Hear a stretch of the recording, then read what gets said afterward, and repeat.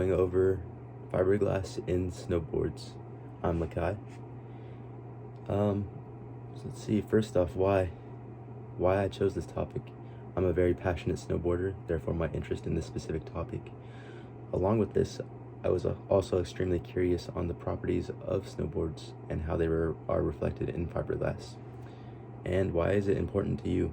Fiberglass is used in many different things, so it doesn't only affect snowboarders, but also those who use things such as phones, cars, computers, and more due to its incredible properties.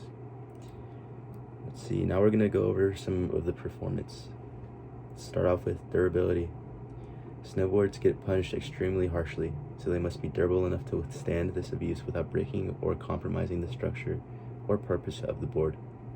The inner wood provides a strong foundation, while the layers of fiberglass are able to distribute impacts, preventing energy from being localized in one area. This property helps prevent the spread of damage, extending the board's lifespan, protecting both the rider's experience and their wallet. The wood core acts as the base of the board, the fiberglass distributes the impacts, and the epoxy acts as a protective shell, defending against scratches and general breakage. Without all these components working in unison, the boards would not be effective for their application. Now we're going to be going over flexibility. Fiberglass gives snowboards their iconic flexibility, which is majorly important for the sport.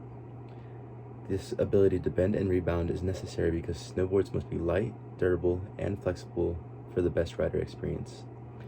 Another necessary trait is the board's ability to jump or bounce. This greatly impacts ride feel and is a core component of the sport. The bounce is achieved through fiberglass's ability to absorb the rider's jump and produce it back out in what's called an ollie, which is the basis of many tricks. This is why fiberglass layered with wood and epoxy is essential in how the board performs. And weight. The weight of the board is yet another core component of snowboards. The lighter, the better. Heavy boards weigh down the rider, making it more exhausting and harder to perform tricks, just a bad experience in general. This is why something cheap and strong, such as metal composites, cannot be used. They would be too heavy and would cause flexibility issues. All three of the snowboard's core components are very light, making it impressive that these boards can be so durable while still remaining light. Structure slash properties. First, let's go over the types of fiberglass. There are a few main types. The two biggest, in my opinion, are E-glass and C-glass. Let's see, C-glass is used for its high chemical resistance, and E-glass is the most common form. It's used for its great insulation and durability.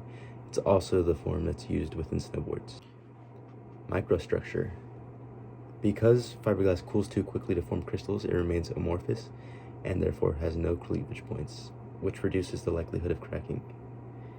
The individual glass threads are very weak and fracture easily, but they gain strength through being woven together and being combined with the resin.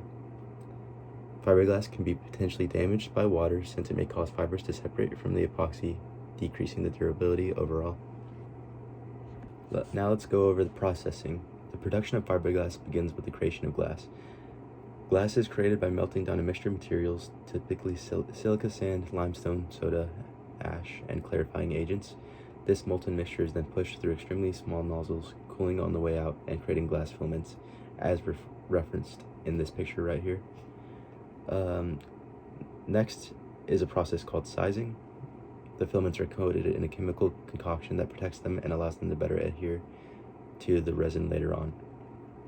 And weaving and chopping. Once the filaments are created, they can be either woven or chopped. For snowboards applications, they are left as long filaments, since chopping them would compromise the structural integrity and flexibility. In other words, they're woven. And let's go over the weaving process. Much like traditional weaving, these threads are bundled and interlaced to form a fabric. And for the chopping process, it's much simpler. The filaments are pushed through a machine with a rotating blade that cuts the fibers. If chopped fibers were to be used in snowboards, it would greatly weaken the board. It would not be nearly as effective as they are with the woven fibers. And this processing and its relation to snowboards. The processing of